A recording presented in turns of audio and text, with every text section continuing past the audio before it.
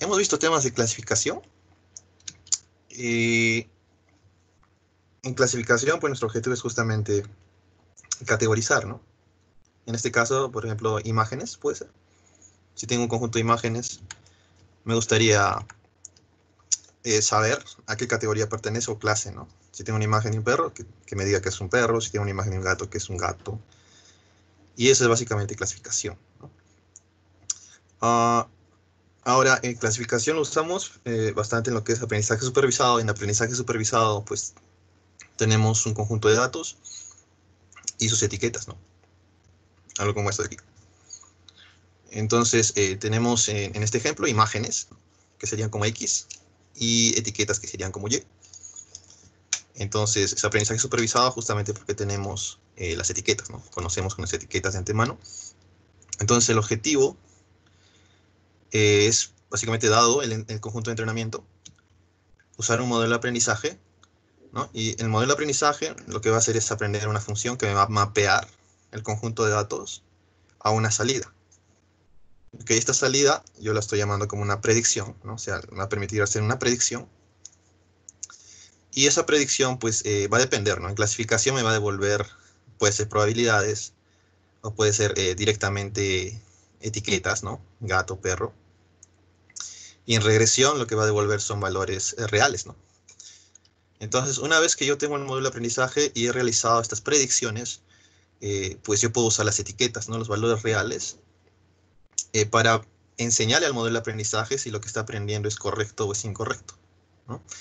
En este ejemplo vemos que la primera imagen la está prediciendo como gato, y la última y las demás están bien, ¿no? La segunda es gato y el tercero es perro.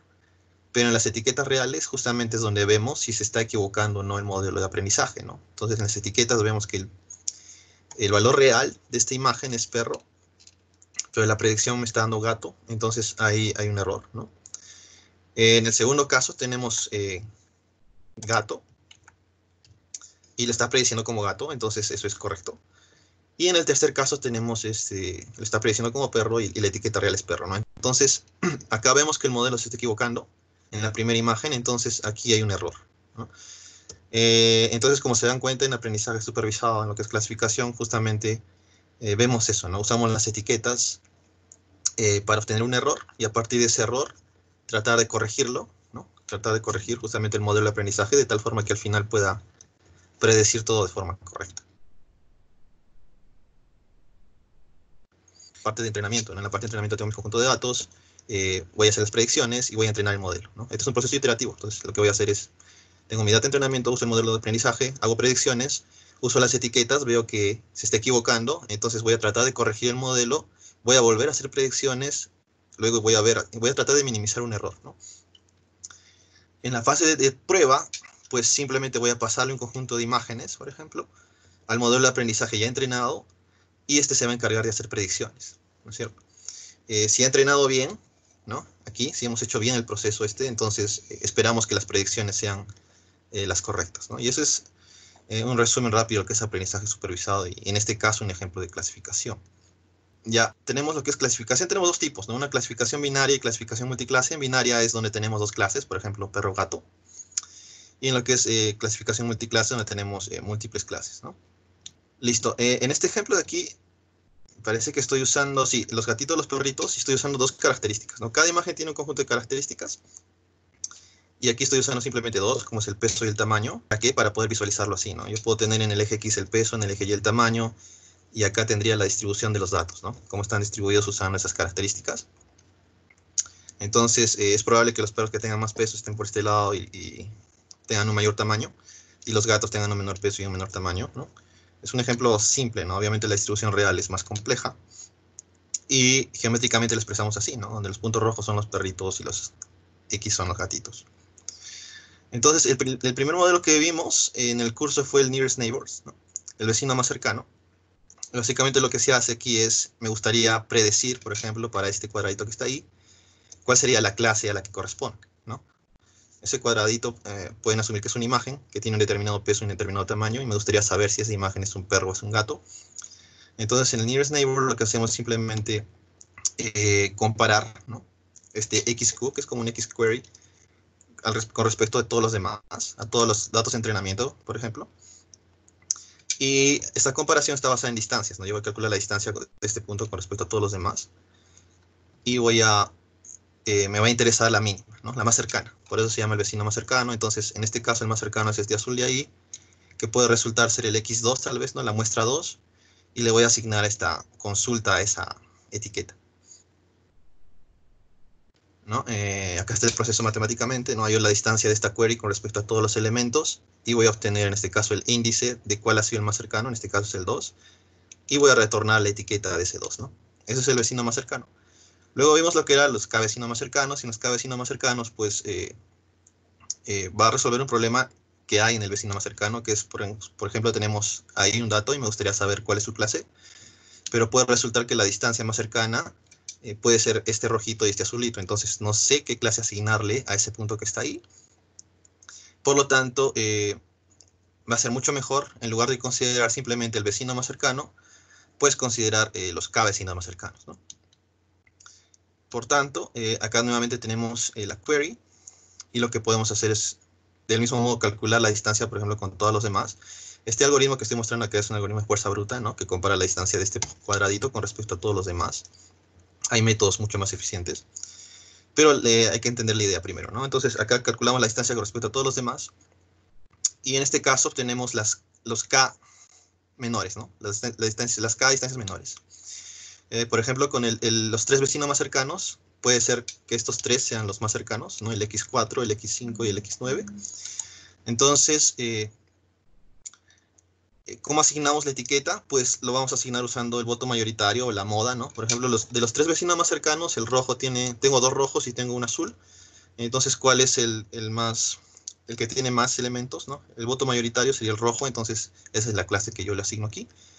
Y simplemente ese es los k vecinos más cercanos, ¿no? Entonces yo puedo usar un k igual a 3, un k igual a 4, a 5, a 6, hasta el número de elementos. Y formalmente está dado por esto, ¿no? Los k vecinos más cercanos, tengo que calcular primero los k vecinos más cercanos, ¿no? A esta consulta. En este caso estoy obteniendo los índices, ¿no? ¿Qué imagen? Por ejemplo, la imagen 4, la imagen 9, la imagen 5 son los más cercanos. Y de estas imágenes yo voy a usar sus etiquetas, ¿no? Y de esas etiquetas pues voy a obtener la moda, ¿no? El elemento el elemento dominante, ¿no? Y eso es k-nearest neighbor, eso es lo que se ha visto en el primer video. También se mencionó lo que eran límites de decisión, ¿no? En límites de decisión tenemos, es lo que buscamos, ¿no? En clasificación, buscar por ejemplo acá una recta que me permita separar el espacio en dos, de tal forma que por este lado esté esta clase azul y por este lado la clase roja. Y este límite de decisión puede ser lineal, como ven ahí es una recta o línea, ¿no? Lo que está separando. Pero también puede ser algo no lineal, ¿no? Por ejemplo, acá vemos que el espacio de características es mucho más complejo que esto. Entonces, acá puedo usar una función que no sea lineal, por ejemplo, una cuadrática. Y de esa forma, esta función cuadrática sería el límite de decisión que separe la clase roja y azul. Obviamente que en este límite de decisión va a haber pequeños errores, pero a la hora de la hora, al momento de que generalice para nuevos datos, va a ser mucho mejor, ¿no? Y eso es un límite de decisión no lineal. Entonces, los límites de decisión me definen estas regiones de decisión, donde cualquier punto que caiga en esta región roja, pues va a ser clasificado como rojo, y cualquier punto que caiga en la región azul va a ser clasificado como azul, ¿no? Y eso es básicamente un límite de decisión. En k-nearest neighbors, acá vemos un ejemplo, ¿no? Donde si usamos un k igual a 1, o sea, el vecino más cercano, vemos los límites de decisión y vemos que se está sobreajustando, ¿no? Pero si yo quiero generalizar, va a ser incorrecto, ¿no? Porque este punto rojo, por ejemplo, aquí, que lo está clasificando como rojo, debería ser en realidad verde, tal vez, ¿no? Toda esta región tal vez debería ser verde. Entonces, ahí hay un error, ¿no? Esto se conoce como overfitting, ¿no? Entonces, cuando uso neighbors es más frecuente tener este problema de overfitting.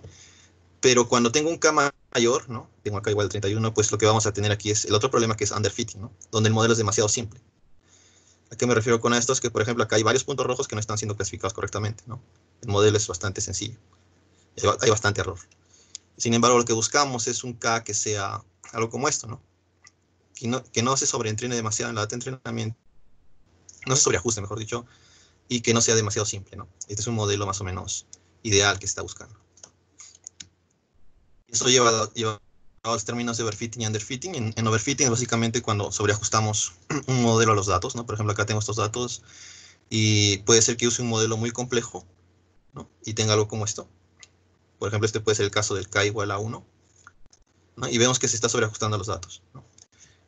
¿Por qué digo que se sobreajusta? Porque si tengo dos puntos, por ejemplo, estos dos verdes aquí, tal vez estos puntos debieron haber sido clasificados como rojos, pero debido a que es sobreajustado el modelo, pues los va a clasificar como azules, ¿no? Porque todos los que estén dentro de este límite de decisión van a ser rojos y todos los de acá van a ser azules. Y acá hay una forma de un meme bastante interesante para explicar overfitting, ¿no? Es cuando te sobreajustas a los datos. En este caso estoy creando justamente una cama, pero me estoy basando simplemente en un tipo de personas, cómo duerme un tipo de personas. Y de ese modo, a la hora de la hora, es que hay personas que duermen de diferentes maneras, no necesariamente así. Entonces, nos hemos sobreajustado a los datos que teníamos, ¿no? No es que teníamos simplemente datos de personas que duermen así, nos hemos sobreajustado a esos datos. Entonces, no estamos generalizando. En underfitting es lo opuesto, ¿no? En lugar de usar un modelo muy complejo, lo que hacemos es usar un modelo simple. Por ejemplo, tratar de encontrar un límite de decisión lineal sobre un conjunto de un espacio de características no lineal. Entonces, en este caso es underfitting, ¿no? Cuando el modelo es demasiado simple para el conjunto de datos. Y acá tenemos un meme también, ¿no? Donde la data es bastante compleja y nosotros estamos usando un modelo demasiado simple, ¿no? Para tratar con esa data. Eso es underfitting. Y acá existía un término también que vimos que es el bias and variance trade-off, en el cual nosotros vamos a tener estos problemas, ¿no? Es recurrente tener, por ejemplo, es más recurrente tener overfitting, ¿no? Donde nos sobreajustamos a los datos. Esto también se le conoce como alta varianza, ¿no? High variance. Y tenemos acá el otro problema que es underfitting, donde usamos un modelo demasiado simple para la complejidad de los datos, y eso se dice que tiene un alto bias, ¿no? Y lo que buscamos en este trade-off, en este bias and variance trade-off, es justamente un modelo como este, ¿no? Que no sea demasiado sobreajustado y que no sea demasiado simple. Este sería el modelo ideal, se podría decir así, es lo que buscamos usualmente en Machine Learning. Finalmente, en K-Nearest Neighbors también podemos usarlo para regresión, ¿no? En regresión, la diferencia con clasificación es que tenemos valores reales, ¿no? La predicción es un valor real, no es una clase como gato o perro, sino puede ser poner predecir que la bolsa de valores, ¿no? Cosas así. Es básicamente usado en regresión. Simplemente lo que cambia es que en lugar de usar la moda, usamos, por ejemplo, el promedio, ¿no? Entonces, de cada uno de estos valores, de los vecinos más cercanos, va a tener una etiqueta. Bueno, no una etiqueta, no, sino una variable objetivo, como su aprendizaje supervisado. Por ejemplo, puede ser precios de casas, ¿no? Y para obtener el resultado final, pues va a ser el promedio de esos precios, por ejemplo, ¿no? De los vecinos más cercanos. Y ese es el K-Nearest regreso. Ok, eso era en la parte de la primera clase. La segunda clase se vio lo que era regresión lineal, ¿no? Y en regresión lineal, pues vamos a ver con otro ejemplo, ¿no? El ejemplo de predicción de casas es el más usual, usado en regresión lineal. Y supongamos que tenemos un conjunto de casas que tienen diferentes características, ¿no? El tamaño de la casa, el número de cuartos, número de baños, no sé, la profundidad, el ancho y todo eso. Acá voy a usar simplemente una característica. ¿Y por qué? Porque es más que todo para visualizarlo, ¿no? Por ejemplo, el tamaño de la casa. Y esa va a ser mi data de entrada, ¿no? Mi data va a tener simplemente una característica que es el tamaño de una casa. Y me gustaría en este caso predecir la salida, ¿no? Que puede ser el precio, por ejemplo, el precio de la casa. Me gustaría predecir, dado el tamaño de una casa, cuál es el precio de esa casa. Entonces, acá estoy teniendo el siguiente eje de coordenadas, ¿no? El eje X va a ser la característica, que es el tamaño, y el eje Y va a ser el precio. Entonces, aquí el eje Y es la variable que estoy tratando de predecir, ¿no? Y el eje X es la variable de entrada. Entonces, una posible distribución de casas puede ser algo como esta, ¿no? A mayor tamaño va a tener mayor precio, obviamente. Y el objetivo en regresión es simplemente ajustar, en este caso una recta, ¿no? Que se ajuste justamente estos datos, ¿no? A las casas.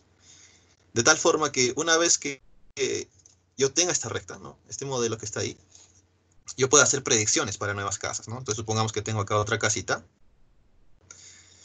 ¿Cómo yo puedo predecir cuál es su precio? No, esta casita lo que va a tener es simplemente un tamaño. Y dado ese tamaño me gustaría predecir cuál es su precio. Entonces lo que vamos a hacer es usar esta recta que hemos aprendido, ¿no? de esa manera, ¿no? Proyectamos, en este caso, para este X, cuál es su valor Y, ¿no? Y eso me va a dar justamente el precio para esa casa, ¿no? Esto sería ya la fase de predicción, donde estamos haciendo predicción basada en un modelo que ya hemos obtenido anteriormente. Y bueno, voy a usar otra vez la forma geométrica que es más común, más convencional, ¿no? Cada uno de esos puntos puede representar una casa. Entonces mi objetivo va a ser justamente hallar esa línea recta, ¿no? Ahora, como ustedes saben, ya por matemática una línea recta está basada en parámetros, ¿no? Un parámetro es el intersecto, la intersección con el eje y el otro es la pendiente, ¿no? La pendiente de la recta. Entonces, si yo cambio la intersección con el eje Y y yo cambio la pendiente, voy a obtener diferentes rectas. Y de todas esas rectas me gustaría la mejor, ¿no? La que se ajuste mejor a los datos. Obviamente esto va a ser como una función también, ¿no? También es convencional tenerlo así. Acá lo estoy poniendo como Y sombrerito, que es como la predicción, ¿no? Mi modelo. Y el f de x, que es una función, ¿no? Porque al final estoy insertando el x y usando los parámetros estoy haciendo justamente, obteniendo esta recta. Algo más convencional que hemos visto en el curso es que en lugar de tener, por ejemplo, acá la pendiente M y tener acá la intersección B, pues usamos parámetros como W0 y W1, ¿no? W0 acá sería la intersección con el eje y W1 sería la pendiente. ¿Ok? En este caso estoy usando simplemente una característica, por eso tengo acá dos W, ¿no? Por la intersección. Pero cuando use más características, pues voy a tener mucho más W, ¿no? Pero esto es algo simple para visualizarlo. Entonces, esto sería el modelo, ¿no? Mi objetivo va a ser encontrar estos parámetros, encontrar justamente cuál es la intersección con el eje Y y cuál es la pendiente que mejor se ajuste a estos datos, ¿no? Ahora, acá hay otros términos también muy interesantes, ¿no? Es el caso del error y el residuo. Entonces, supongamos que me gustaría justamente predecir para esta casa cuál es su precio, ¿no? Yo sé que el valor real de esta casa, su precio real va a ser este punto de azul aquí. ¿Ok? Para este tamaño, el valor real es este azul aquí. Sin embargo, en el modelo, ¿no? Si uso el modelo que he aprendido, pues la predicción que me va a dar está dada justamente por esta X que ven ahí, ¿no? Es el punto que está en esa recta. Entonces, el precio que me va a predecir el modelo está dado justamente por esto de aquí, ¿no? En este valor que ven aquí, en este precio. Y eso es justamente la predicción del modelo, ¿no? O sea, usando esta recta que está dada justamente por estos parámetros, para este XY, que es esta casita, me gustaría predecir, entonces su Y, sombrerito, sería justamente esto de aquí, ¿no? ¿Cuál es la predicción para este tamaño? ¿No? Sin embargo, vemos que el Y real está acá arriba, ¿no? Entonces, acá hay un margen de error, ¿sí? Y ese error se le conoce como error o residuo. Es bastante convencional llamarlo residuo también, ¿no? Los estadísticos lo llaman así, me parece. Entonces, va a haber un error. Para tu modelo, en este caso, esta línea, esta recta que se está ajustando a estos datos, va a tener un error, ¿no? Y de hecho, siempre cualquier modelo de Machine Learning tiene un error, se le conoce como error irreducible, ¿no? Y en este caso estaría el error definido justamente por ese residuo, ¿no? Que es básicamente esto de aquí, ¿no? Este moradito, la distancia que hay entre el valor real con la predicción. Entonces, si se dan cuenta aquí el valor real, que es este Y, es básicamente la predicción más el error, el residuo, ¿no es cierto? Entonces el valor real es básicamente aquí, este error de aquí, este moradito, que es el error residuo. Entonces el valor real se puede también expresar como la predicción más el error, ¿no? O el f de xy más el y, el valor real. Entonces acá tengo el valor real, acá tengo el valor que está prediciendo mi modelo para esta recta que ven aquí. Y entre ambos hay un error que se conoce como residuo o error, ¿no? Que está dado por esta línea moradita que ven ahí. Entonces, acá estoy viendo para un ejemplo, para una casita, ¿no? Pero nosotros tenemos n muestras, ¿no? N casitas de entrenamiento en este caso, ¿no? Para cada una de ellas, pues va a haber un error, ¿no? Y está justamente por esas líneas que ven ahí.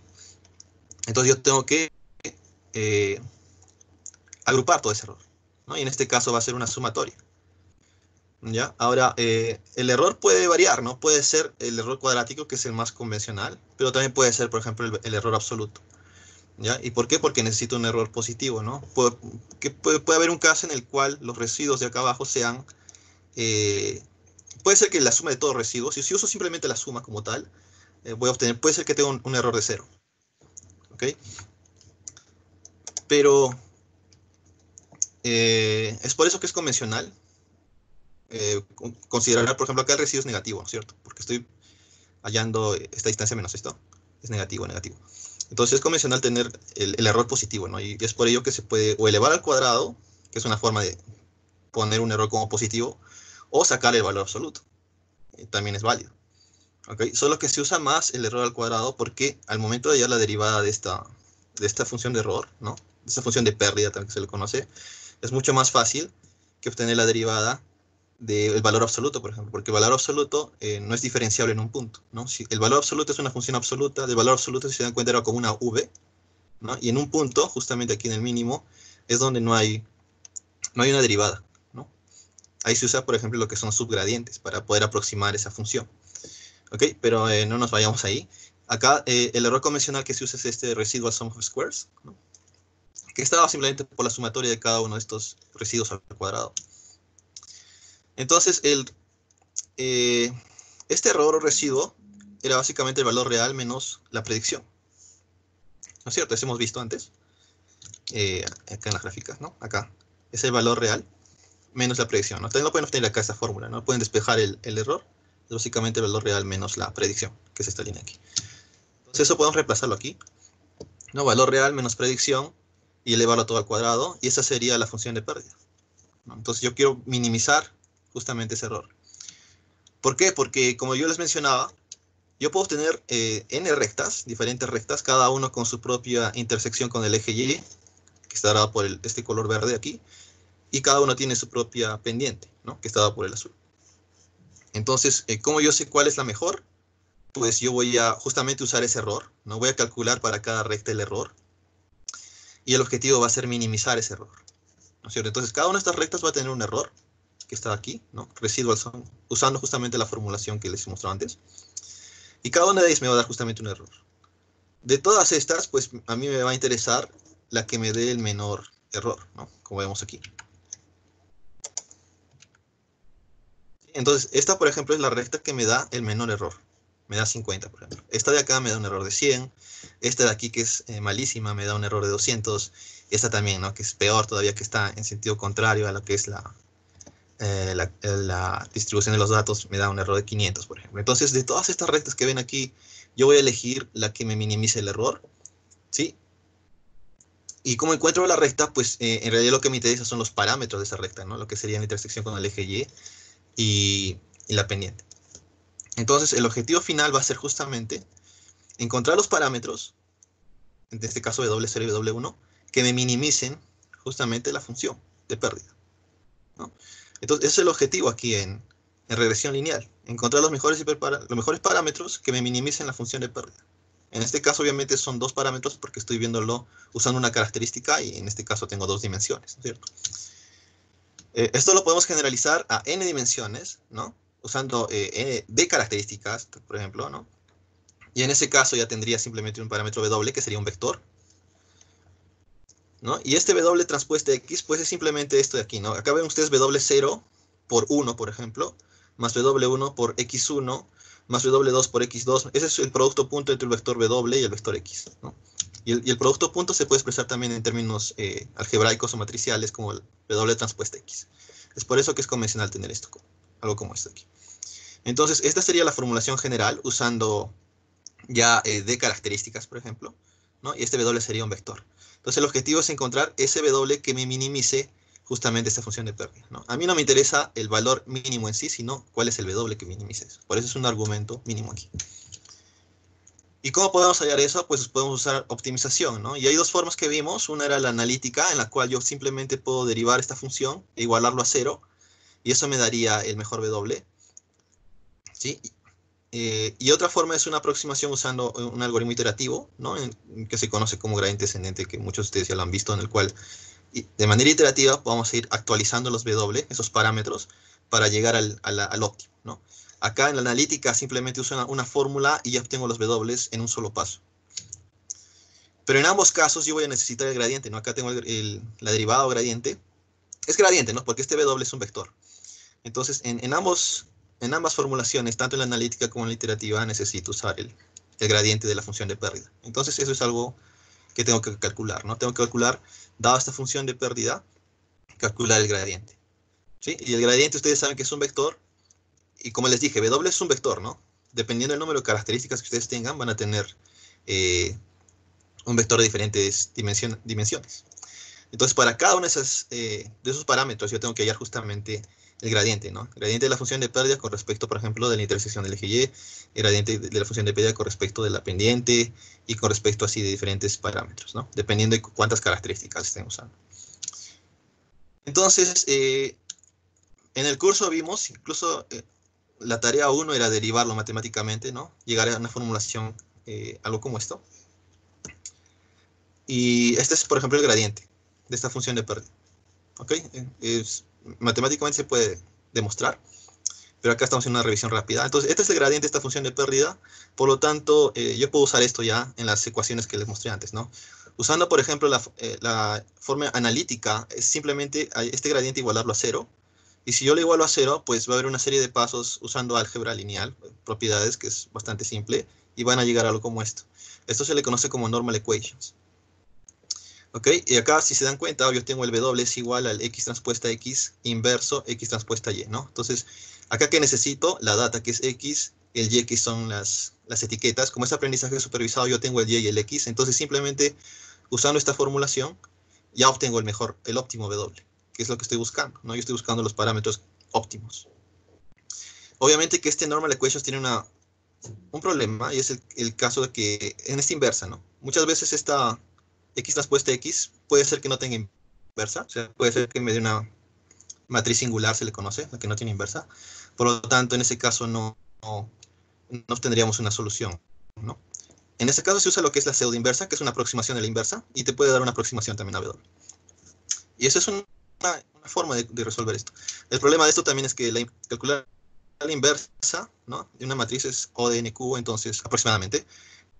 Entonces es muy ineficiente. El otro método es gradiente descendente, que está dado aquí, ¿no? En gradiente descendente, básicamente, lo que vimos es que nosotros inicializamos W, los parámetros del modelo, de manera aleatoria, ¿no? Esta es la función de pérdida, ¿no? Ustedes han visto que la función de pérdida es una función cuadrada. Acá, es un y menos W transpuesta xy al cuadrado. Esa es una función cuadrática. Por eso es que tengo algo como esto, ¿no? Es una función convexa incluso, y tiene un óptimo global. Entonces yo puedo llegar sí o sí al mínimo global. Entonces lo que hacemos en gradiente descendente es inicializar los parámetros, ¿no? En cualquier parte de esta función. Por ejemplo, aquí está inicializando acá arriba, donde está marcando con el mouse.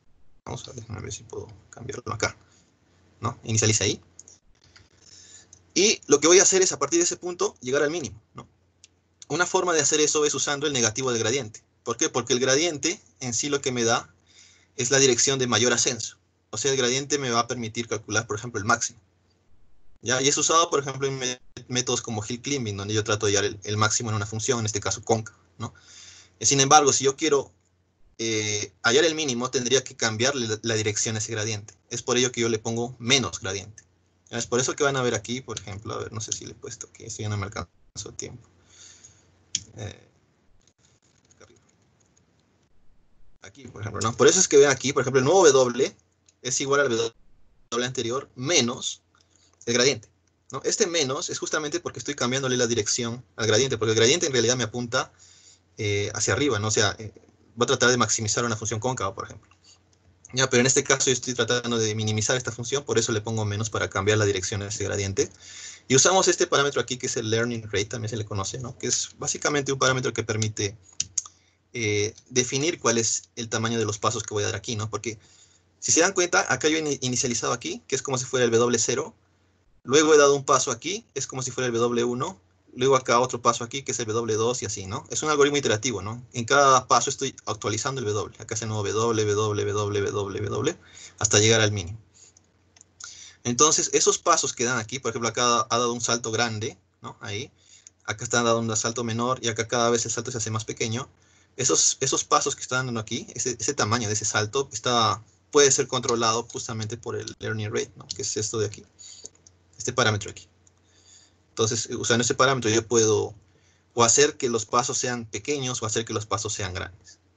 ¿no? ¿Y por qué hago eso? Porque si el paso es demasiado pequeño, por ejemplo, puede ser que los saltos sean demasiado cortos y el algoritmo demore en converger. Y si el paso es demasiado grande, entonces puede ser que desde este punto, en lugar de este punto vaya aquí, puede ser que vaya aquí, por ejemplo, ¿no?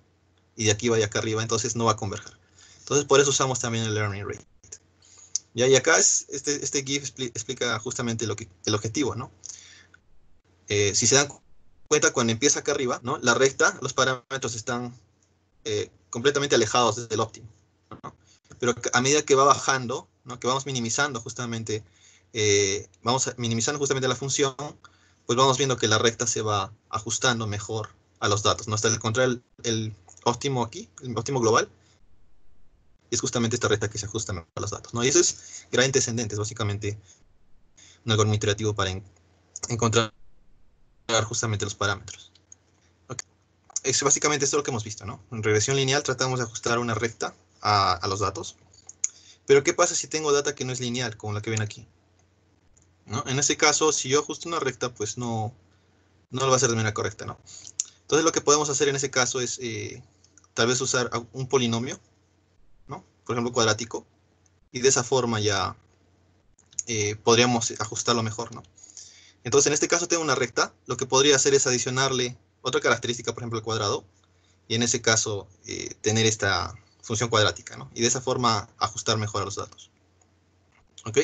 Pero a medida que aumente el grado del polinomio, pues voy a obtener diferentes funciones, ¿no? Puede ser que aumente el grado del polinomio, por ejemplo, al grado 10 y obtenga una función algo así, y en ese caso se estaría sobreajustando los datos, ¿no?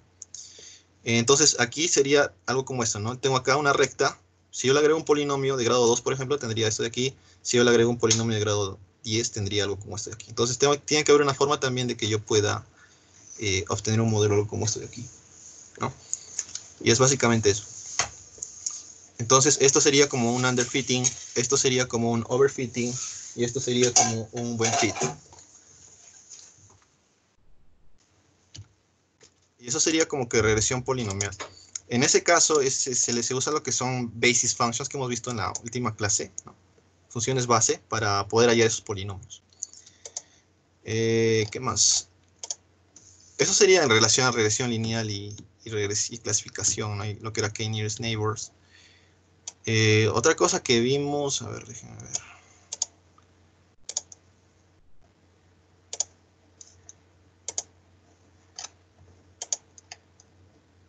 Este Statistical Learning es básicamente un repaso de probabilidades y todo eso, que lo pueden encontrar también en el video que se presentó, ¿no? Este Linear Regression por Maximum Likelihood es básicamente esto. A ver, voy a buscar si tengo aquí.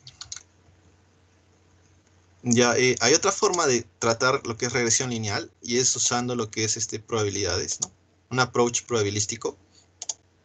Y en ese caso, nosotros podemos considerar el error, ¿no? Que teníamos antes, el error.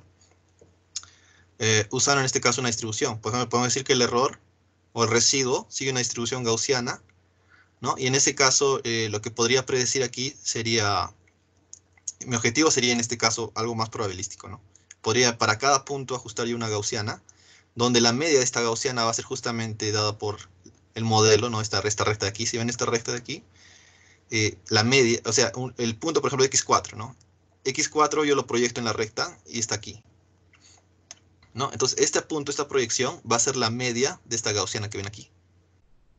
¿Ok? Y todas estas gaussianas van a tener su varianza, ¿no? Su propia varianza. Entonces, este es un approach probabilístico en el que nosotros asumimos que ya no tenemos simplemente una recta así, el error está así de manera como lo habíamos visto antes, sino que ahora es ajustar una distribución gaussiana, ¿no? Aquí, para cada punto. Entonces, cada punto va a tener su propia gaussiana, donde la media está dada justamente por la proyección en esta recta, ¿no? Cada punto tiene una proyección en la recta, y eso va a ser la media. ¿Ok?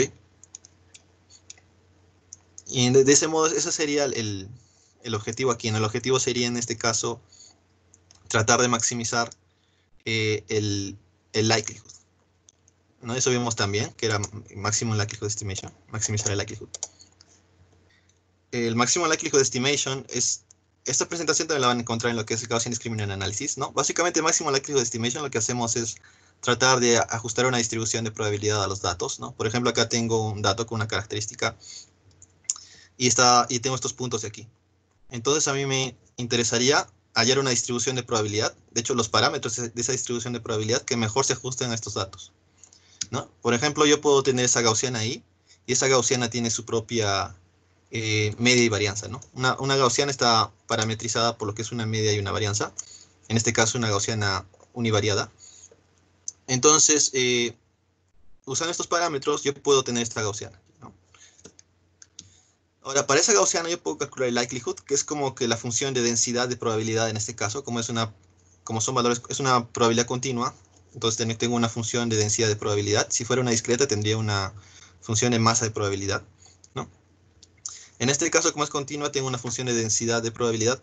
Entonces, el likelihood está dado por estos puntos que ven ahí, estos rojos. Para cada un dato de entrada, voy a tener justamente un likelihood que está dado por esos puntos rojos, ¿no? Y el likelihood que engloba todo, o sea, el total, va a estar dado por el producto de cada uno de estos puntos, ¿no? De cada uno de estos puntos rojitos. ¿Y por qué el producto? Porque en Machine Learning asumimos que los datos son independientes e idénticamente distribuidos.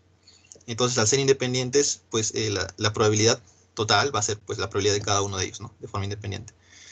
Entonces, el likelihood, que es básicamente una función de los parámetros, ¿no? En este caso es la gaussiana, va a estar dada por la productoria de cada uno de estos puntos rojos que ven aquí, ¿no? El objetivo de máximo likelihood es justamente estimar también parámetros, ¿no? Acá tengo otra gaussiana, ¿no? Acá tenía una gaussiana con una media 0 y una varianza 0. Acá tengo otra gaussiana con una media 1 y varianza 1. Es otra. Y a esta también puedo calcular el likelihood, ¿no? Que es el mismo proceso. Y ya ahí tendría otro likelihood. Acá puedo tener otra gaussiana con otra media y otra varianza. Este también puede tener su propio likelihood. Entonces voy a tener 3 likelihoods. De tal forma que a mí me va a interesar, por ejemplo, aquí, ¿cuál se ajusta mejor a los datos? Pues es este de aquí, ¿no? Entonces yo voy a querer justamente en este caso este likelihood. O sea, me gustaría maximizar el likelihood, ¿no? Por eso se llama maximum likelihood estimation. Porque de todos los likelihoods que va a haber, voy a escoger el que me lo maximice. Entonces, ese es el objetivo, el maximum likelihood estimation. Es encontrar los parámetros que me maximicen, en este caso, el likelihood, ¿no? Obviamente que en este ejemplo estos parámetros están dados por lo que es la media y la varianza. Entonces, de esa forma yo puedo obtener parámetros también, ¿no? Y es básicamente eso, ¿no? Ahora, cuando ustedes maximicen esto, pueden usar la derivada igualarla a 0 también, ¿no? Pero hallar la derivada de productos es mucho más difícil que hallar la derivada de sumas, por ejemplo, ¿no? Entonces es convencional convertir este producto en sumas y yo puedo hacerlo usando logaritmos, ¿no? Y si uso logaritmos, pues puedo convertir este producto en sumas. Y puedo usar logaritmos porque tanto optimizar este producto de likelihoods como optimizar el logaritmo de estos productos va a ser el mismo. O sea, el máximo va a ser el mismo porque el logaritmo es una función monotónicamente creciente. Entonces lo que yo puedo tener aquí es el logaritmo de este likelihood, ¿no? Y puedo convertir este producto en una suma, de la siguiente forma, ¿no? Tendría una suma de logaritmos. Entonces, esto se conoce como Maximum Log Likelihood Estimation, ¿no? Ahora también cuando minimizamos, por ejemplo, en regresión lineal queremos minimizar la función, pues podemos convertir el máximo en mínimo poniéndole acá un menos, ¿no? Si yo le pongo un menos a esta función, pues, y minimizo esa función, pues sería lo mismo que esto, ¿no? Porque al final obtener el máximo en una función así, por ejemplo, va a ser lo mismo que el mínimo, ¿no? Si tengo acá, por ejemplo, una función que es así convexa y tiene acá un mínimo, si yo le pongo el menos, ¿no? Si le cambio el signo a esa función, tendría una función cóncava así, pero el óptimo va a ser siempre el mismo. Entonces, a este argmax yo le puedo tener, en lugar de tener un argmax de W de esto, yo puedo tener un argmin de menos esto. Y eso se conoce como Negative Log Likelihood Estimation, ¿no? Y también es usado bastante en el caso de minimización. Pero con eso también basta. Otro approach que vimos también para estimar parámetros es el maximum a posteriori. En el maximum a posteriori, lo que me interesa ya no es el likelihood. Esto es el maximum likelihood estimation, ¿no? Lo que estoy tratando de maximizar es el likelihood. ¿Ok? El likelihood de estos datos dado los parámetros, ¿no? En el caso que hemos visto en el ejemplo era la media y la varianza. En lo que es el a posteriori, lo que vemos es usar la regla de Bayes, ¿no? Yo sé que por la regla de Bayes que la probabilidad de W dado X es igual a la probabilidad de X dado W por la probabilidad de W entre probabilidad de X. Entonces, En máximo a posteriori, yo voy a tratar de estimar los parámetros usando en este caso la posterior. Esto de aquí se le conoce como prior, esto se le conoce como likelihood, y esto se le conoce como posterior. Esto se le conoce como marginal likelihood. Este marginal likelihood se usa justamente para normalizar este producto de tal forma que todo caiga entre 0 y 1. Entonces, en el maximum likelihood estimation, lo que hacemos es encontrar los parámetros basándonos simplemente en esto de aquí, que es el likelihood. Sin embargo, en el maximum a posteriori, lo que vamos a hacer es tratar de encontrar los mejores parámetros, pero usando en este caso lo que es la posterior. ¿Okay? Entonces, yo puedo usar valles y tener esto de aquí, ¿no? En maximum a posteriori, el objetivo es encontrar los mejores parámetros, pero ya no maximizando el likelihood, sino maximizando, en este caso, la posterior, ¿no? Vimos acá, esta es la posterior. Entonces yo voy a tratar de encontrar los mejores parámetros, maximizando en este caso la posterior. ¿Sí? W dado X. Pero acá mismo hemos visto que por Bayes, la posterior es igual al likelihood por el prior entre el marginal likelihood, ¿no? Entonces yo puedo reemplazar eso aquí y tener algo como esto, ¿no? El likelihood por el prior por el marginal likelihood. Ahora, como yo estoy maximizando con respecto a W, este marginal likelihood no depende de W, ¿no? Entonces esto va a ser simplemente como una constante. Por lo tanto, este no va a intervenir en el proceso de encontrar el máximo. Por ello es que yo puedo expresar esto simplemente con la parte de acá arriba. ¿Ok? Simplemente el producto. Entonces, al tratar de usar máximo a posteriori, lo que estaría haciendo sería encontrar el máximo, en este caso, del producto del likelihood con el prior, ¿no? Y acá yo puedo también usar el truco que vimos antes, donde yo aplicaba el logaritmo al producto para obtener sumas. Entonces, el logaritmo del producto es igual al logaritmo de las sumas, ¿no? La suma de los logaritmos, mejor dicho. Entonces, yo puedo tener acá el logaritmo y tendría el logaritmo de este producto, ¿no? Entonces, esto lo puedo convertir yo a una sumatoria de logaritmos, ¿no? Entonces, la misma propiedad que teníamos antes la estoy aplicando aquí. Y si ven acá, este es el logaritmo de dos productos también, ¿no? Esto sería como A y esto sería como B. Entonces, también puedo separar acá el logaritmo y tener algo como esto, ¿no? Puedo usar esta propiedad, ¿no? El logaritmo de A por B es igual al logaritmo de A más logaritmo de B. Entonces, tendría el logaritmo de A, que sería como esto de aquí, más el logaritmo de B, que sería esto de aquí, ¿no? Entonces, el máximo a posteriori puede ser expresado de esta forma. ¿Ok? Y si se dan cuenta, lo único que lo diferencia con respecto al maximum likelihood estimation, el maximum likelihood era esto, ¿no? El máximo a posteriori es esto. Lo que lo diferencia es que en el máximo a posteriori estamos incluyendo lo que es el prior. Es la diferencia. Ahora, si ustedes consideran un prior, estas son distribuciones de probabilidad, ¿no? Son distribuciones de probabilidad. Entonces, si yo digo, por ejemplo, que el prior va a ser una distribución uniforme, entonces, en ese caso estaría diciendo que todos los parámetros son igualmente probables de que ocurran.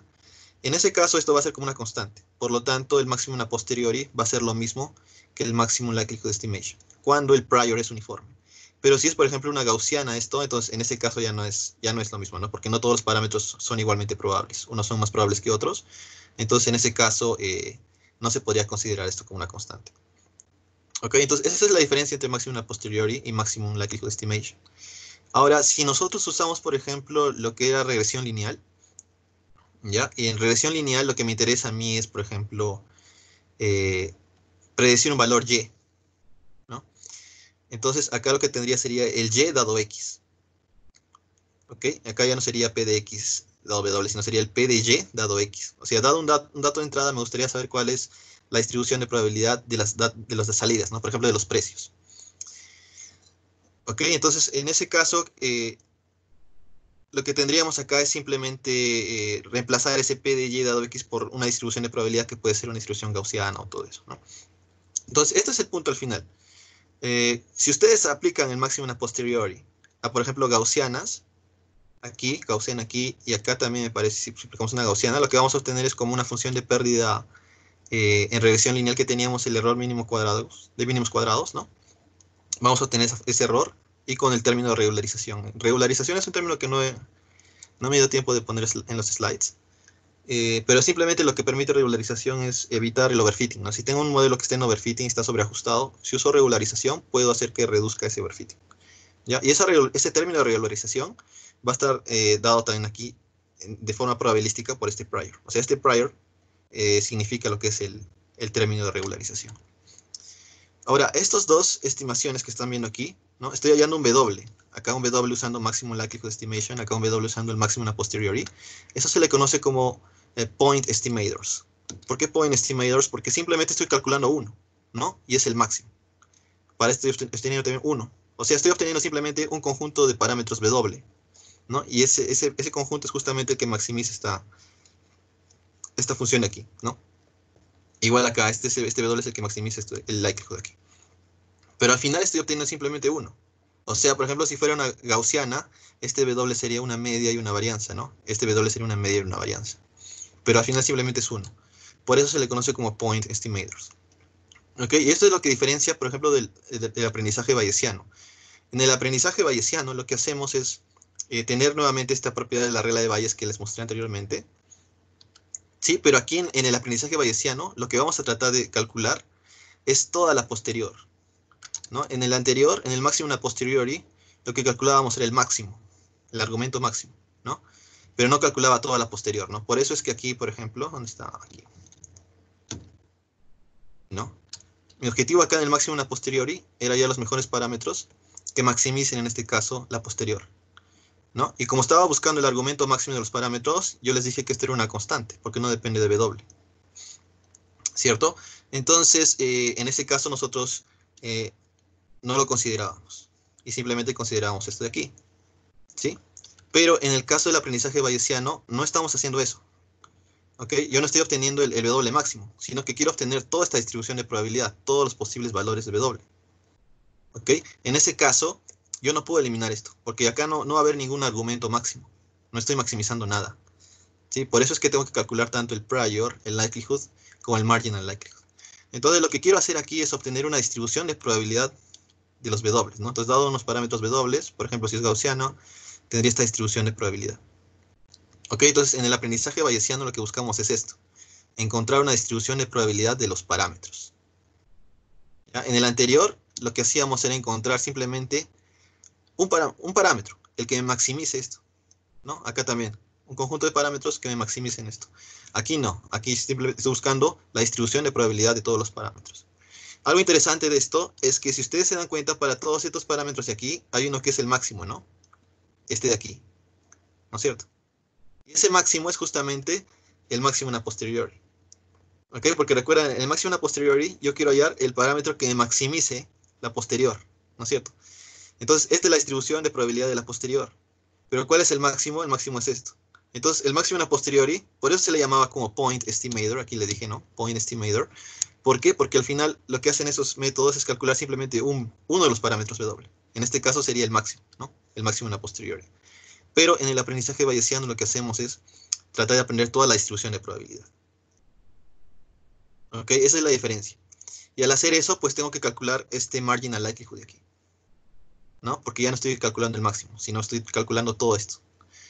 Entonces, este marginal likelihood es justamente la marginalización con respecto a los parámetros W. O sea, este P de X, como ven aquí, es lo mismo que la sumatoria o la integral con respecto a todos los posibles W que pueden haber, ¿no? De esto. O sea, sería el P de X dado W por PW derivada de W. En este caso es una integral. Si es continuo. Si es discreto sería una sumatoria. ¿Ok? Entonces, en métodos de Machine Learning, en especial estos, por ejemplo, hay approaches bayesianos, ¿no? Deep Learning, Bayesian Deep Learning bayesiano, Variational Autoencoders, todos esos approaches probabilísticos tienen un problema, ¿no? Y es justamente con este Marginal Likelihood. Porque si se dan cuenta, lo que tengo que hacer es hallar la integral con respecto a todos los posibles W que pueda haber, ¿no? Supónganse en el caso de regresión lineal, los W eran la intersección con el eje y la pendiente, ¿no? Lo que estoy diciendo acá es que por ejemplo, que la pendiente va a ser una distribución de probabilidad, o sea que la pendiente va a tener esta distribución y puede variar, por ejemplo, entre menos 5, no sé, entre menos 10 y 10, ¿no? Entonces, imagínense que acá es menos 10 y acá es 10. Entonces, digamos que la pendiente de la regresión lineal sigue esta distribución de probabilidad. Entonces puede haber miles de valores aquí, ¿no? Valores flotantes. Puede haber, por ejemplo, 0,5, 0,005, 0,1, 0,0001, 5,1, 5. Si se dan cuenta, hay infinidad de valores aquí reales, ¿no? Para esta distribución de probabilidad. Entonces, es por eso que tenemos acá, al momento de hallar este marginal likelihood, es tratar de integrar sobre todos esos posibles valores. Entonces, si es entre menos 10 y 10, imagínense cuántos valores hay nomás ahí. Es por eso que usualmente este marginal likelihood es muy difícil de calcular y se da justamente por la complejidad, ¿no? Es exponencial de calcular esta integral. Obviamente hay ejemplos en los cuales nosotros, por ejemplo, si es discreto es una sumatoria y podemos calcularla nomás, ¿no? O hay integrales donde los rangos de valores de W no son demasiado así exponenciales y es posible calcularlo, pero son ejemplos simples. En modelos complejos como son redes neuronales y quieren aplicar un approach bayesiano a esas redes neuronales, pues los parámetros que van a tener las redes neuronales son bastantes, ¿no? Y por tanto vamos a tener acá integrales, ¿no? Y eso es lo que dificulta mucho en el approach usar un approach bayesiano, por ejemplo, en redes neuronales, en el calcular este marginal likelihood. Okay. Y en general, Bayesian Deep Learning, el problema de Bayesian Deep Learning es justamente en esto. ¿Cómo calculamos el marginal likelihood?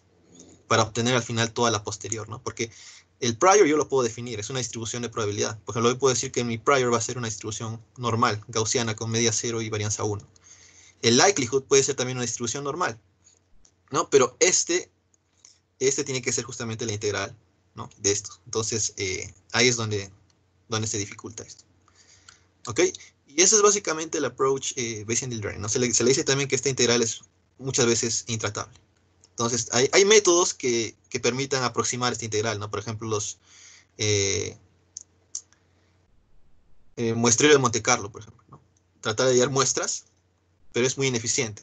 Hay otro approach que se llama inferencia variacional, variational inference, de donde recaen o de donde surgen lo que son los autoencoders variacionales, variational autoencoders. Ese es un approach que va a tratar de aproximar esta integral usando optimización. O sea, no va a tratar de encontrar la integral por sí, sino va a encontrar un lower bound, un límite inferior.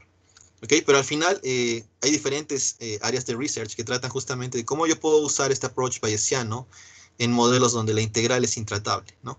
Entonces hay esos métodos, como es ese de Monte Carlo, muestreo de Monte Carlo, lo que es inferencia variacional, y hay muchos otros métodos también que te permiten tratar con esta integral que es intratable. Y es básicamente eso el approach bayesiano, el aprendizaje bayesiano. Estos son los slides del curso, ¿no?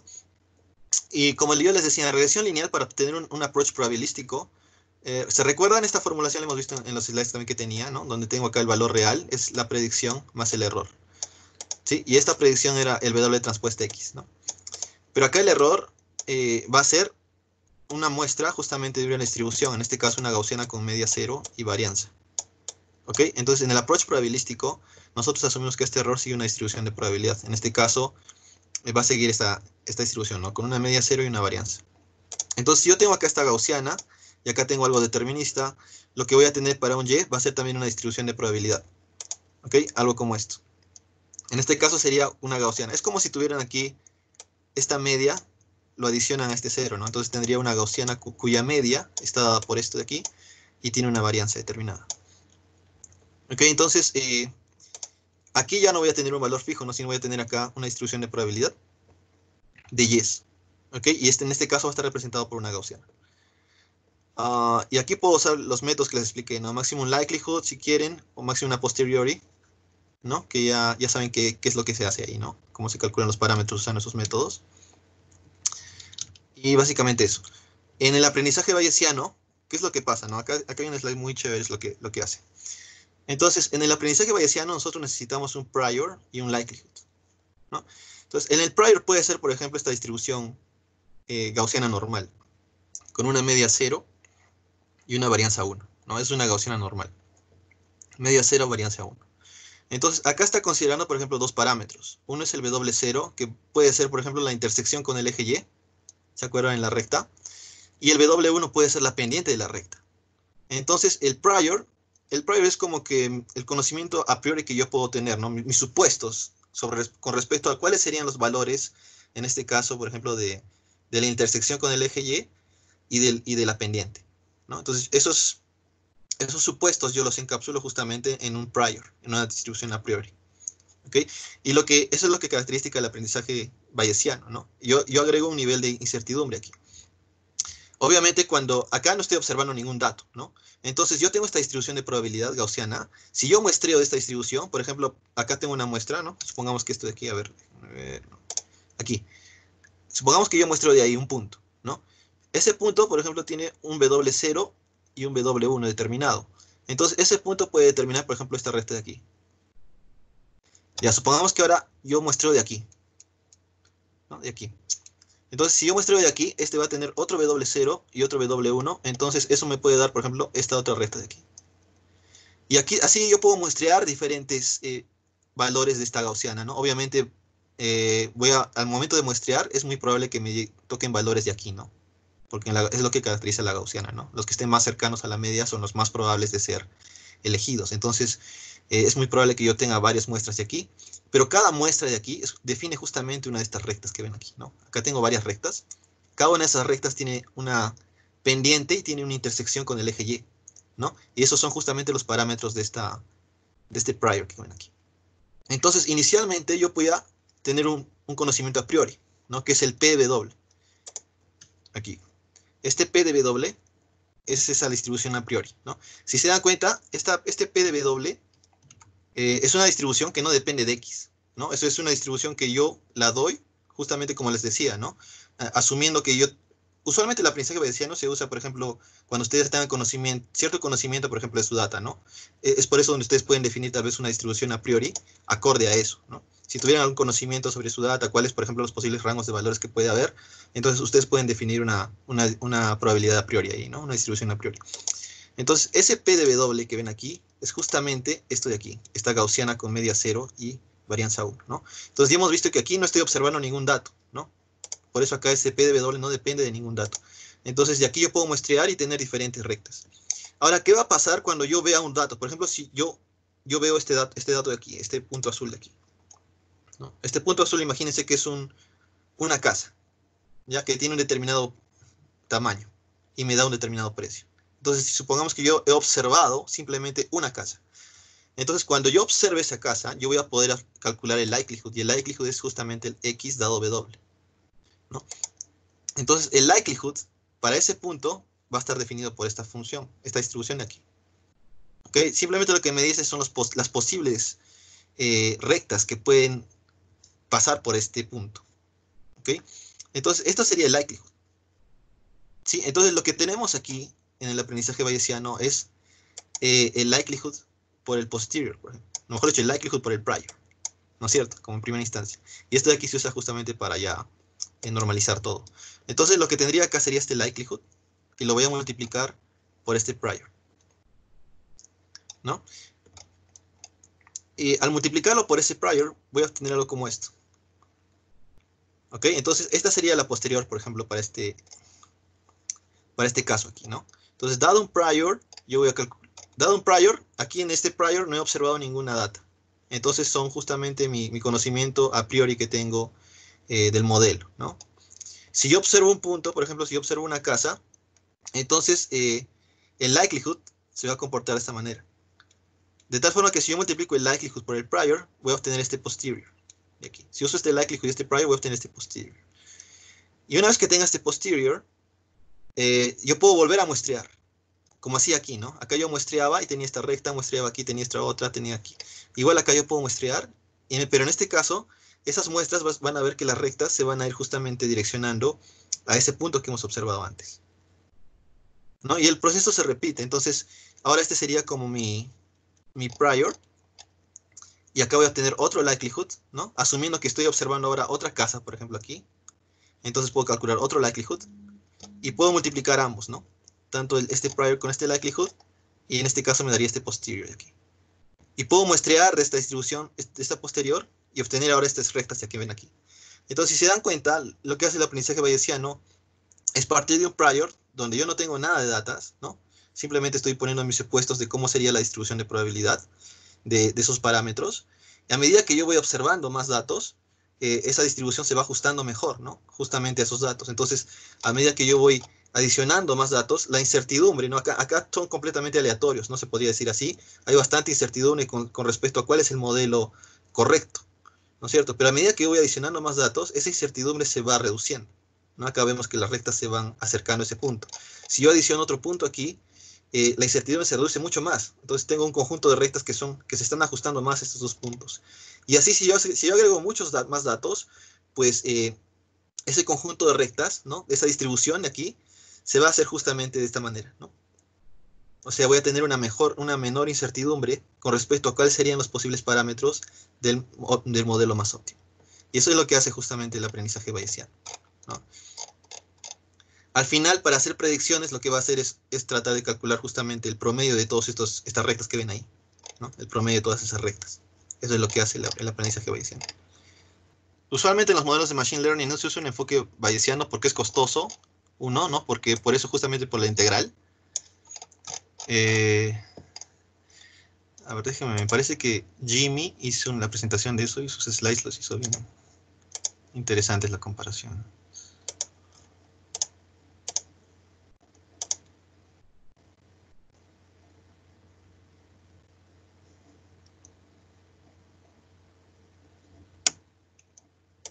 Con modelo ARIMA. Sí, se puede hacer también, ¿no? Puede ser un enfoque estadístico, ¿no? Este aquí es un enfoque ya más de aprendizaje. Aunque también tiene que ver esto, ¿no? Como un approach estadístico porque estamos usando probabilidades. Pero sí también se puede usar el ARIMA. Y de hecho esos modelos son mucho mejores creo que para análisis de series temporales y todo eso, ¿no? Pero dentro de Machine Learning en sí también hay modelos, ¿no? En Deep Learning también hay modelos que te permiten hacer eso, pero creo que están por ahí. Creo que se usan hoy en día más que todo ambos, ¿no? Combinar esos resultados con una red neuronal, por ejemplo. Y bueno, acá está, ¿no? Entonces, usualmente los modelos de Machine Learning convencionales, ¿no? Regresión logística, regresión lineal también, no sé, usan bastante lo que es el máximo likelihood, ¿no? Incluso las redes neuronales también parece que usan el máximo likelihood para estimar justamente los parámetros, ¿no? Sin embargo, encontrar simplemente un parámetro, ¿no? O sea, por ejemplo, el que maximice, en este caso, el likelihood, puede ser que me tienda a overfitting, ¿ya? Entonces, es por eso que los modelos de Machine Learning que ustedes usan día a día tratan de evitar el overfitting, ¿no? Porque están básicamente haciendo el máximo likelihood estimation. ¿Okay? Entonces, si usan el máximo likelihood estimation, ustedes están estimando un parámetro W que maximice justamente el likelihood, y es muy probable que tengan overfitting, porque simplemente es uno. Ahora, si usan el máximo a posteriori, ustedes están adicionando este log de P de W. Lo que están haciendo ahí es adicionar el término de regularización. Entonces, están reduciendo en cierto modo el overfitting.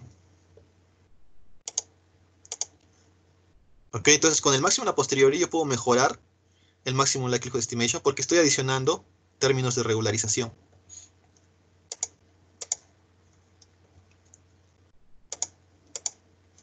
También otra cosa del máximo a posteriori es que estoy hallando simplemente uno, ¿no? No estoy hallando la distribución en sí. Como vimos aquí, ¿no? Un valor aquí. Máximo a posteriori. Y luego tenemos el Bayesian, ¿no? El que hemos visto, el aprendizaje bayesiano. En ese caso, como yo estoy viendo, como vimos en los slides anteriores, creo que ya los he sacado, sí. Estoy calculando toda la distribución de probabilidad y al final estoy hallando el promedio de todo eso. Entonces, en ese caso no va a haber overfitting. ¿Okay? Entonces, algo muy interesante del aprendizaje bayesiano es que no hay overfitting en ese approach. ¿Ya? Porque al final estoy obteniendo pues, todos los posibles parámetros, ¿no es cierto? Y de todos esos posibles parámetros estoy hallando el promedio para hacer predicciones.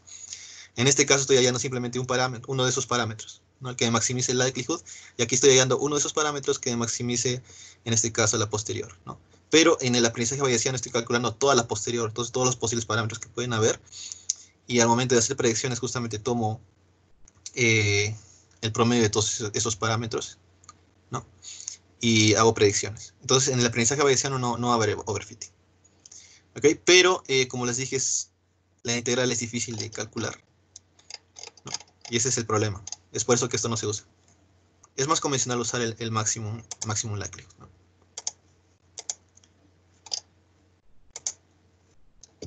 Y eso sería, ¿no? Esos serían esos temas que hemos visto. ¿Y por qué tenemos esto? Porque en todos los, por ejemplo, en el método de Gaussian Mixture o Gaussian Discriminant Analysis, hemos usado estos approaches, ¿no? Hemos usado, por ejemplo, el maximum likelihood para estimar los parámetros, ¿no? Entonces, estas técnicas se usan para estimar los parámetros de los modelos de Machine Learning. ¿Okay? Como les digo, es más convencional usar este, Maximum Likelihood Estimation. Y eso es lo que van a ver bastante, ¿no? En regresión logística, por ejemplo, hacen el Maximum Likelihood Estimation. En regresión lineal también se puede usar el Maximum Likelihood Estimation. Y en general se usan, es mucho más convencional usar el Maximum Likelihood Estimation. Y ya, chicos, entonces, si no hay más preguntas, ese es el review de todo. Bueno, no de todo, ¿no? Porque en realidad hay temas que faltan también, pero los pueden revisar aquí en el GitHub. Ahí están los videos de todas las presentaciones y los slides también. Ya, lo que vendrá después a grandes rasgos es como les decía, redes neuronales no vamos a entrar en este grupo de estudios porque lo vamos a hacer junto con el grupo de estudios de Deep Learning. El siguiente tema que sí vamos a abarcar en este grupo es el de Kernel Methods, métodos de kernel, donde básicamente esto se basa en el tema que hemos visto antes, que era Basis Functions, funciones base, ¿no? En funciones base lo que hacíamos era expandir justamente la complejidad o adicionar características, ¿no? Como les enseñé en la regresión lineal, en lugar de ajustar una recta, nosotros podemos ajustar una función cuadrática, ¿no? O a medida que agrega más polinomios a la predicción, pues puedo aumentar la complejidad del modelo, ¿no? Y de ese modo mejorar el modelo, ¿no?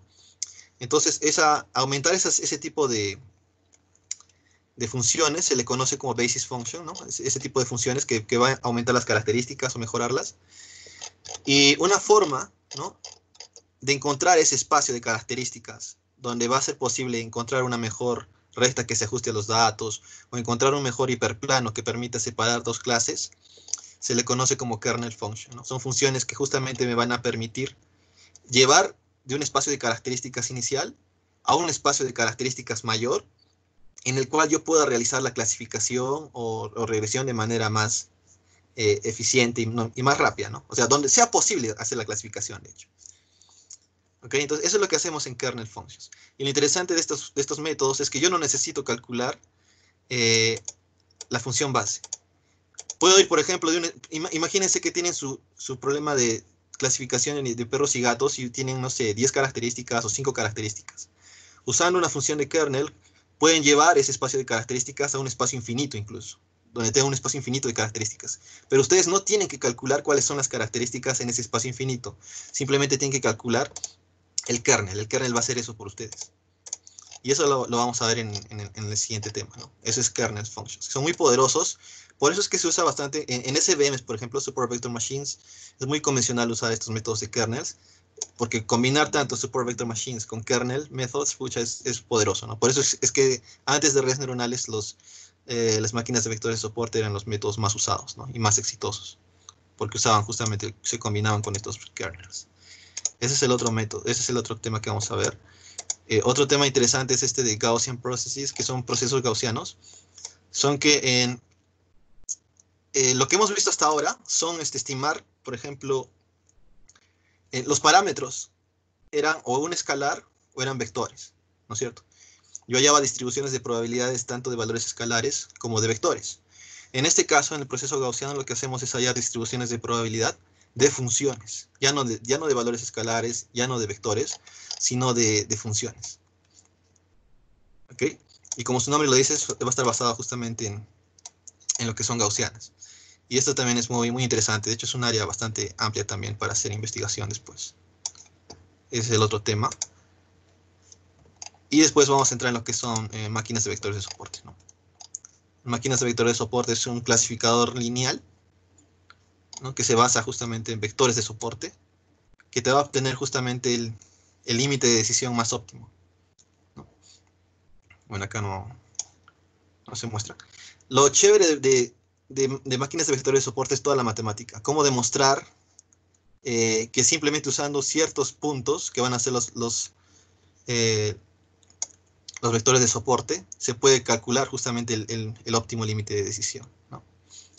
Y también derivando matemáticamente se puede llevar justamente a la conclusión que yo puedo usar funciones de kernel para poder llevar del espacio de características D a un espacio infinito o a un espacio de características mucho mayor. Entonces, ese VM es lo más interesante, es la parte matemática, cómo demostrar, hallar justamente los vectores de soporte, por qué son los más óptimos y cómo se obtiene el límite de decisión óptimo. ¿Ya? Entonces, por eso me parece que acá incluso le da dos semanas, mejor dicho, 2 clases, ¿no? Support Vector Machines aquí, y acá Support Vector Machines Continue. Que sería justamente, porque la parte matemática de este es bastante extensa. O sea, demostrar vectores, máquinas de vectores de soporte, toda la parte matemática es bien extensa. Y acá van a tener que revisar lo que son optimizadores de Lagrange, multiplicadores de Lagrange, o sea, optimizar una función con restricciones, ¿no? Hasta ahora hemos visto funciones que no tienen restricciones. Simplemente decía, por ejemplo, voy a minimizar la función cuadrática. Voy a minimizar, no sé, otro tipo de funciones. La función, la entropía cruzada binaria, ¿no? Que es en caso de regresión logística. Pero ninguna de esas funciones tenía restricciones. O sea, si yo no decía, por ejemplo, que los parámetros van a ser unitarios, o no sé, cosas así. Entonces, esa optimización con restricciones se va a ver aquí en máquinas de vectores de soporte. Entonces va a ser interesante que repasen lo que es el tema de multiplicadores de Lagrange, por ejemplo, ¿no? Para poder hallar la optimización dual y todo eso. Es todo un mundo también ahí dentro de matemática para ver máquinas de vectores de soporte. Y luego, finalmente, estas redes neuronales profundas, si desean, los podemos ver también aquí, ¿no? Siguiendo este curso. O lo más recomendable es verlo junto con el grupo de Deep Learning, ¿no? De ahí pasaríamos a modelos ocultos de Markov. Y lo que son modelos ensamblados, como son Bagging Boosting, ¿no? Gradient Boosting, creo que eso sí es muy, muy interesante también. Y ya ahí terminaríamos. Terminaríamos con eso. Eso sería a grandes rasgos que vamos a ver más adelante.